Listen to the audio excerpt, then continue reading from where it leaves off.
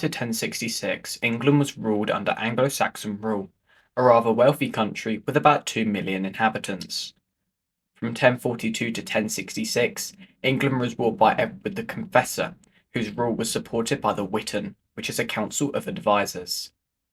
The Witan was made up of a series of earls who each helped to rule a different part of England known as earldoms.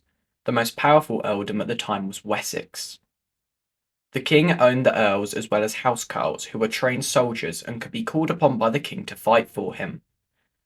Although the king had a powerful fighting force, England was not very well defended as there were hardly any castles in the country. However, it had strong trade links with Norway and France and held one of the most advanced economic systems at the time.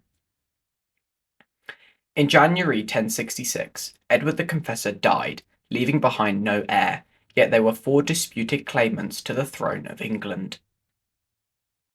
Edgar the Atheling was only 14 in 1066, but the nearest blood relative to Edward the Confessor. However, due to his age, he had little experience, no support, and no money. Harald Hardrada was the Viking king of Norway for over 20 years, and a very experienced warrior.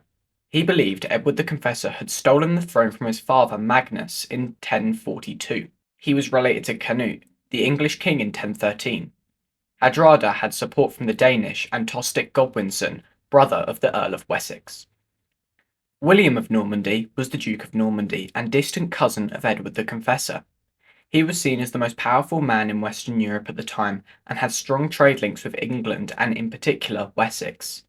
William aided Edward in 1051 in a rebellion against him, and he was promised the English throne after Edward's death, and he claimed that the Earl of Wessex, Harold Godwinson, swore an oath to him in 1064 supporting his claim to the throne.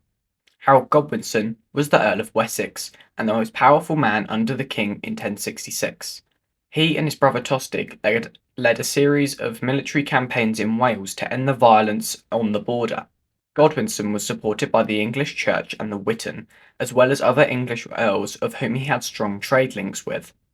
Although, in 1066, Edward the Confessor promised Godwinson the throne on his deathbed, causing a shift in history as well as the whole succession crisis is ultimately due to the difference of traditions. In Anglo-Saxon customs, it was believed that the last dying wish of a man was seen as the most legitimate claim, whereas Normans believed that it was the initial wish that was the true claim.